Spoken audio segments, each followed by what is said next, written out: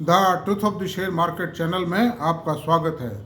मैं भवनेश अग्रवाल। नमस्कार दोस्तों, बाजार का चौथा दिन है जब लगातार तेज है, और मैं कहता भी था पहले भी आपको कि एफआईज कोई बाजार को, इंडियन मार्केट को क्रैश नहीं कर पाएंगे बाजार की, क्योंकि ज़्यादा अगर वो गिराते हैं उस बाजार में, या मतलब 10-20 हज़ार पे 10-10 हज़ार करोड़ का माल पर डे 10 दिन तक 20 दिन तक बेचते चले जाते हैं मान लो तो उनको भी नुकसान है, और वो भी बहुत घटी हुई रेटों पर माल नहीं बेचेंगे। मैं कह चुका हूँ आपको, वही हुआ मतलब कि उसके अंदर माल उनको रुकना पड़ा है, और एज ए चाहे स्मॉल लॉट्स में ही बाई कर रहे हैं, थोड़ी क्वांटिटी में बाई कर रहे हैं, बाहर कन्वर्ट होना पड़ा है। तो या तो रोक देंगे या बाइंग करेंगे, या बहुत मामूली नाम मात्र का बेचेंगे, क्योंकि एफआई कोई एक तो है नहीं, ये भी सैकड़ों हैं तादाद में।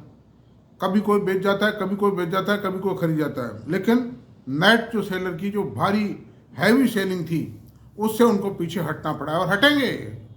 7-8 लाख करोड़ का माल बेच गए एफआई पिछले 5-4 सालों के अंदर, कोरोना काल से लेकर अब तक, और उससे पहले भी बेचा था, सन 17-18 में बेचा था, खूब माल बेचा था इन्होंने। तो उनका काम तो इंडिया से अपने प्रॉफिट को ले जाना है। अब वो चाहे चाइना में लगावें, चाहे यूएस में लगावें, चाहे यूरोप में लगाएं, चाहे जापान में लगाएं, चाहे कहीं भी लगाएं, चाहे खुद की जेब में रखें, चाहे इन्वेस्टर्स को रिडम्पशन देवें, उधारी जाना करते हैं, लेकिन ज़्यादा नहीं गिरा पाएंगे, और ख़रीदना भी पड़ेगा भाई थोड़ा थोड़ा, वरना तो ख़त्म हो जाएगा उनके पास माल ही ख़त्म हो जाएगा। ऐसी सूरत में मेरा आपसे यही कहना है कि कोई पैनिक घबराइए नहीं। खाली इतना सा था, जिन कंपनियों के रिजल्ट यानी 75% कंपनियों के रिजल्ट करीब हल्के आए हैं, कुछ के हल्के आए, कुछ के प्रॉफिट घट के आया है, और 25% कंपनियाँ ऐसी हैं जिन्होंने बढ़िया रिजल्ट दिए हैं। और बढ़िया देने वालों में सर्विस सेक्टर की तो सारी कंपनियों के अच्छे हैं, चाहे आईटी सेक्टर हो। आईटी सेक्टर ने ठीक है बहुत बम्बास्ट प्रॉफिट नहीं दिए हैं, लेकिन कुछ इम्प्रूवमेंट तो दिया ही है ना उन्होंने, मतलब एक आशा की किरण तो जगाई है ना, मतलब एक डायरेक्शन तो दिया ही है ना, और उसकी बदौलत आज आईटी सेक्टर के अंदर तेजी आती चली जा रही है। आईटी सेक्टर रुकने का नाम नहीं लेता है। किसी दिन कोई ब्याज की अमेरिका से खबर आ जाती है कि साहब अमेरिका में जेरम पावेल साहब ने कहा कि साहब हम ब्याज नहीं घटाएंगे, तो उस दिन तोड़ देते हैं, दूसरे दिन रिकवर हो जाता है। बाकी IT sector of Indian IT sector has got a very big strength, a solid strength, और जो कुछ इसके साथ बुरा होना था वो हो चुका है। Now better days are coming ahead. तो आज हम, और मैंने जितने भी शेयर रिकमेंड किए हैं उनमें सब तेज है, मतलब एक आध को छोड़ दीजिए, इतना सा तो चलेगा। मैं तो ये मान के चलता हूँ कि अगर मैं जो 10 शेयर खरीदता हूँ उसमें अगर 4 भी सक्सेस हो जाते हैं तो वारे नहरे हैं, मानो आप। 40% की सक्सेस रेट शेयर मार्केट में सुपर्ब सक्सेस रेट है, मतलब। तो मैंने, अब आप देखिए, एचडीएफसी बैंक, मजगांव था, हॉल था, वारी था, और आपके भारत इलेक्ट्रॉनिक्स था, टाटा पावर है, साइंट है, न्यू जेन है, अडानी न्यू जेन है, अडानी पोर्ट है, आईसीआई बैंक भी चल रहा है, और आपके जो भी ये आईटी के सारे शेयर चल रहे हैं, मैं आपसे बता रहा हूँ, है ना, और आईटी के सारे शेयर चल रहे हैं इस तरह करके। और मेरी जो एनालिसिस थी वो सही दिशा में थी, सही पाथ पर थी, it was on the right path, excellent. मतलब मैं खुद मानता हूँ, मेरे को भी ये भरोसा नहीं था कि मेरे डिसीजंस, मेरी स्टडीज इतनी करेक्ट जाएंगी, but they are going correct. यानी टूटे बाजार में भी मेरे रिकमेंडेड शेयर टूट नहीं पाए थे।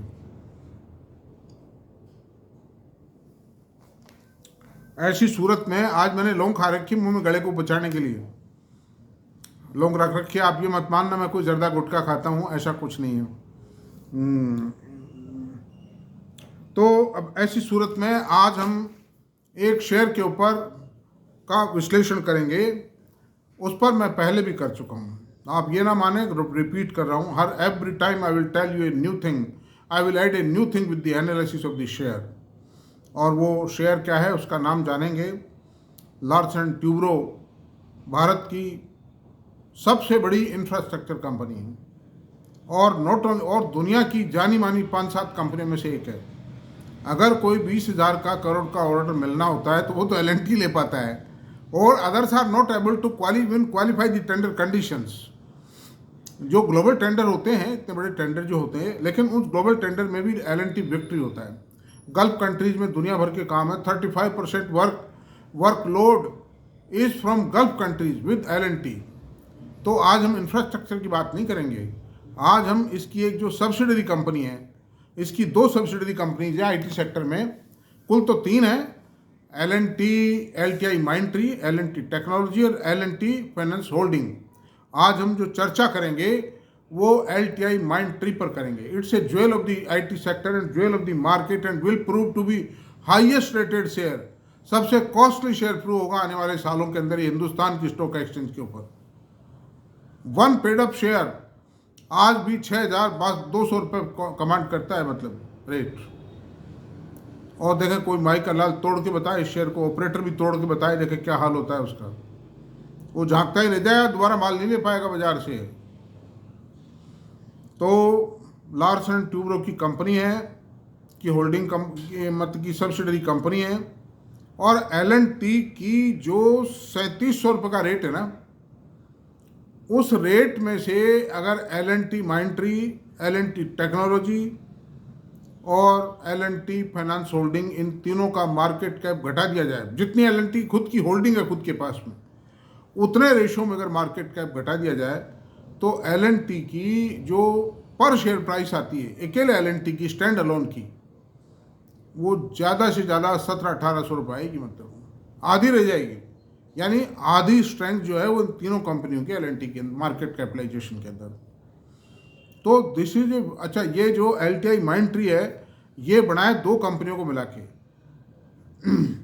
माइंडट्री और L&T इन्फोटेक, इन 2 कंपनियों का मर्ज एंटिटी है ये, मतलब। तो अब चलते हैं इसके डाटा की बात कर लेते हैं, आपका ज़्यादा समय नहीं लेंगे हम। ध्यान से देखो दोस्तों, मेरे वीडियो को अगर पूरा नहीं देखोगे घाटे में रहोगे। पूरा देखो वीडियो को, नाम से कुछ नहीं होगा, नाम से कुछ नहीं होगा, सारी बातें बताऊंगा मैं आपको, एक एक बात खोल के समझिए आप उसमें कि आखिरकार मैं एनालाइज क्यों कर रहा हूं उसको। Why I have taken this share for thrice time. चलिए, इसकी जो मार्केट कैप है वो 1,83,366 करोड़ रुपए। माइंडट्री के मर्जर के बाद में इसका मार्केट कैप स्पर्ट कर गया and it is a large cap company. It is among the 6 first largest IT companies of India. Market price 6,191 रुपये, हाई लो 6575 से 4514 रुपये। मैंने भी खरीदे थे शेयर 4200 रुपये में, 4300 रुपये में खरीदे हुए मेरे पास, and I feel pride to hold this share. High low ये आ गया। प्राइस अर्निंग रेशियो 39.4 है। अब इसके प्राइस अर्निंग रेशियो की बात करते हैं। पूरी IT इंडस्ट्री का जो एवरेज पी रेशियो है वो 36.02 है, 36.02 है ये हाई। और इवन टाटा कंसल्टेंसी सर्विसेज का भी पी रेशियो 32 है। इन्फोसिस का पी रेशियो 30.5 है और HCL टेक्नो का पी रेशियो करीब 28 है, 27.5-28 के आसपास है। ऐसी सूरत में अब आप ये कहेंगे इसका पी रेशियो ज़्यादा। पी रेशियो ज़्यादा इसलिए मैं हमेशा एक बात कहता हूँ कि जिन कंपनीज की इक्विटी छोटी है उन कंपनीज का पी रेशियो हमेशा ज़्यादा मिलेगा, और ग्रोथ जब आती है जब तो बहुत ज़्यादा हो जाता है। यानी आप देखिए जो परसिस्टेंट है, कोफोर्ज है, इनके पी रेशियो 60-60, 70-70 पे हैं, मतलब आज की तारीख में। बहुत से एनालिस्ट कहने लग जाएंगे साहब FMCG के बराबर, इनसे भी ज़्यादा इनके पी रेशियो हो गए। अरे तो FMCG की ग्रोथ है क्या? ग्रोथ तो इन कंपनियों में है ना, मतलब FMCG से कैसे तुलना करते हो तुम? इन कंपनियों की अपनी मेरिट्स हैं and they are far better than FMCG companies. They have delivered better return than FMCG companies. तो their comparison is wrong on the. और तो वो कहते क्या है, इन कंपनियों में प्राइसिंग पावर नहीं होती है, FMCG में धरी रह गई तुम्हारी FMCG इसके सामने। सोना बरसा रही हैं ये कंपनियां, और बरसाया है हिंदुस्तान लीवर ने, नेस्ले ने, जो टॉप रैंकिंग FMCG कंपनीज हैं। प्रॉक्टर एंड गैम्बल भी मान लीजिए आप, ब्रिटानिया मान लीजिए, उन कंपनियों ने इनके मुकाबले रिटर्न दिए हैं क्या? देन हाउ डू यू से इनका पी रेशियो ज़्यादा होना चाहिए? ज़्यादा डिविडेंड यील्ड ज़्यादा है, बोनस ज़्यादा है, एप्रिसिएशन ज़्यादा है, ग्रोथ ज़्यादा है, टेक्नोलॉजी शानदार है, टेक्नोलॉजी का जितने चेंजेस आते हैं उनको अडॉप्ट करती हैं, तो इनकी कैपेबिलिटी है ना भाई। अब चलिए आप देखिए बात करते हैं। तो ROE अब बुक वैल्यू 712 रुपये है और डिविडेंड यील्ड 1.06, इतने महंगे शेयर पर भी डिविडेंड यील्ड 1.06 है। ROC 31.2 है, ROE 25% है और फेस वैल्यू 1 रुपीज़ है। एवरेज पी 36.2, इंडस्ट्री का एवरेज पी 36.2 है, इसका 39.4 है। मतलब आज के भाव पर जब इस कंपनी में ग्रोथ आएगी, अभी ग्रोथ स्लो है, IT इंडस्ट्री थोड़ा सा डाउन थी मतलब, और मैं समझता हूँ जून क्वार्टर जो होगा, इस साल का जून क्वार्टर होगा, उससे मैं समझता हूँ 20%, 18-20%, 22% की ग्रोथ इसमें आ जाएगी। उस हालत में दोनों बात होंगी, अर्निंग भी बढ़ेगी, पी रेशियो भी बढ़ेगा इसका। उस सूरत के अंदर आप अंदाज लगा लिए शेयर का क्या भाव होगा। मान लो कोफोर्ज के इनका जो पी रेशियो है आज 23-24% की ग्रोथ वो दे रहे हैं, उतनी ही ग्रोथ उसकी आ जाती है, उनका भी 60 से 70 के बीच पी रेशियो है, आप 60 मान लो इसका पी रेशियो। इसकी प्रेजेंट जो EPS है वो है 157 रुपये EPS है इसकी प्रेजेंट EPS। जब ये 200 की EPS हो जाती है तो 12,000 रुपये तो अपने आप ही हो गए। शेयर करें क्यों कड़ा क्यों जाएगा। मैं टारगेट नहीं दे रहा हूँ, मेरी बात पे भरोसा मत करना, मैंने फाइनेंशियल एडवाइजर से बात करके डिसीजन लेना, मतलब मेरी बात पे प्लीज़ आप डोंट बिलीव, मतलब डोंट बिलीव। और दिस इज ओनली एनालिसिस कि ऐसा हो सकता है, होगा, ये कोई ज़रूरी नहीं है। हालांकि होगा ही, मेरे पास भी है शेयर और मैं इसलिए नहीं कह रहा हूँ मेरे पास है। आई एम नॉट सेइंग शेख। 5 साल के अंदर इस शेयर ने क्या दिया, जिसमें से 3 साल तो डाउन गए, मतलब उसके बावजूद भी 900 रुपये से 6191 रुपये हो गया। 7800 गया था कोरोना काल में, यानी 7 टाइम तो फिर भी कर दिया भाई इसने, 6.5 टाइम तो है। अच्छा साहब, प्रॉफिट ग्रोथ जो 5 साल में रही है वो 24.8% रही है। यानी CAGR of profit during the last 5 years has remained 24.8% of the 8%। बहुत बड़ी बात है 24.8% की CAGR रहना। अच्छा अब आइए आप 3 years में ROE रिटर्न और इक्विटी क्या रहा, 29%। 29% 3 years में ROE मंदी के दौरान रहना, it's a big remarkable thing. Dividend pay out 41.2%, जितना कमाती है 41.2% डिविडेंड के रूप में शेयर होल्डर्स को दे देती है, और 1.06 की डिविडेंड यील्ड है मार्केट प्राइस पे इसकी। It's a big achievement. Trading at a book value of 8.67%, 8.67 Guna 67 time अपनी बुक वैल्यू से ट्रेड हो रहा है। अब चलते हैं क्वार्टरली रिजल्ट्स में, चलते हैं अपन क्वार्टरली रिजल्ट्स का एनालिसिस करते हैं। 3 क्वार्टर को एनालाइज करेंगे, सितंबर 23, जून 24, सितंबर 24। इसकी सेल थी सितंबर 23 में 8905 करोड़, यानी 8905 करोड़। 24 में सेल हुई 9143 और सितंबर 24 में हुई 9433। ऑपरेटिंग प्रॉफिट मार्जिन 18% है तीनों क्वार्टर्स में, यानी कंसिस्टेंट है। इसके 2% मार्जिन बढ़ने पे और सेल में 20-22 की का प्रॉफिट कहाँ जाएगा आप अंदाज लगा लीजिए, मतलब। और क्या EPS होगी इसकी, क्या प्राइसेज होंगी। नेट प्रॉफिट 1162 रुपये, 1135 करोड़ और 1252 करोड़ रुपये। तीनों क्वार्टर्स की पोजीशन ये मंदी के दौरान भी मुड़कर नहीं देखा है, ग्रोथ दिए, मामूली दिए चाहे। अर्निंग पर शेयर 39.26 रुपये, क्वार्टरली बताना 39.26 रुपये EPS सितंबर 23 की। फिर आइए 38 रुपये, थोड़ा हल्का सा डिप आया क्योंकि सितंबर ये 24 का जो साल था, FY 24 था, it was the worst year for IT industry in India. और सितंबर 24 में 42 रुपये 24 पैसे थे।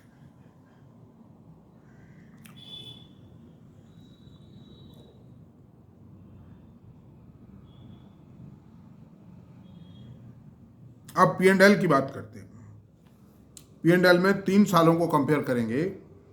फाइनेंशियल ईयर 19, FY 19, FY 23 और TTM। ये बेस्ट मतलब कंपैरिजन होता है अपने आप में, एक तरह से 5 साल का कंपैरिजन हो गया और ईयर ऑन ईयर भी कंपैरिजन हो गया। सेल है 9446, 9446 करोड़ रुपए। ये क्या था, 19 में अकेली थी ये कंपनी, ग्रोथ इतनी नहीं आई है। ये कंपनी L&T इंफ्रा थी जब ये L&T माइंडट्री का मर्जर कोरोना काल के दौरान हुआ है, और ये मिलकर के FY 23 में इसकी सेल आई 33,183 करोड़ रुपए। सेल इसमें मतलब L&T इंफ्रा में भी ग्रोथ आई है और माइंडट्री में भी ग्रोथ आई, दोनों की, क्योंकि 19 में बात अलग थी, 23 में कोरोना काल में जो ग्रोथ आई वो उसमें शामिल है। 33,183 करोड़ रुपए की सेल आई सन 23 में, FY 23 में। तो उसी तरह से सारी चीज़ों को अपन चलेंगे, मतलब है ना। TTM 36,485 करोड़ रुपए, TTM में सेल आई है 36,000, ग्रोथ आई है माय डियर इसमें भी। ईयर ऑन ईयर ग्रोथ में आपको बता दूं 33 और 3 36, 3.5 है, 3,500 की सेल बढ़ी ना, तो 10-11% की तो सेल में बढ़त इस पीरियड में भी आई है इसमें। अब ऑपरेटिंग प्रॉफिट मार्जिन की बात करते हैं। 19 में 20 था, अभी 18 है। ये 20 हो जाएगा आराम से, 20 से भी ज़्यादा होगा, क्योंकि आर्टिफिशियल इंटेलिजेंस का भी इसमें रेशियो बढ़ता चला जाएगा। Artificial intelligence will pay higher profits. ये सारी कामनाएं हैं, कोई श्योरिटी नहीं है, मतलब सब कुछ अनुमानों पर आधारित। भविष्य का वक्ता कौन हो सकता है आज? Nobody can predict the future in so far the share market is concerned, and nobody is godfather of this market. Net profit 1,516 crore रुपए था 19 में, वो स्टैंड अलोन का था। ये मर्जर के बाद सन 23 में 4410 करोड़ का प्रॉफिट आया, और TTM 4657 करोड़ रुपए, इसमें प्रॉफिट बढ़ा है, because there was a pressure on the margin, but in spite of it has delivered increased profits. Earning per share 87 रुपये 87 पैसे स्टैंड अलोन की थी 19 में, फिर 23 में 149 रुपये आई, और TTM में 157 रुपये आई EPS। Wonderful wonderful. Equity 30 crore है, सन 19 में 17 करोड़ इक्विटी थी इसकी जब ये स्टैंड अलोन थी कंपनी, और कैश फ्लो कुल 5657 करोड़ रुपए आया इनके पास में, उसमें से